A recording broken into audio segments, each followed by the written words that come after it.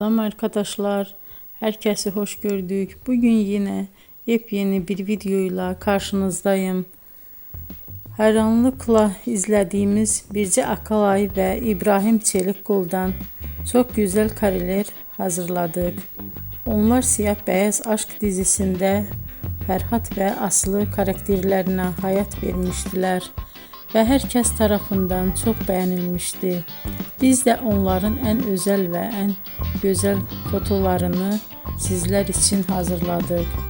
Bu muhteşem videoların devam etmesini istiyorsanız bol bol yorum yazıp ve bildirimi her zaman açık bırakın ki videoların ilk önce siz görün.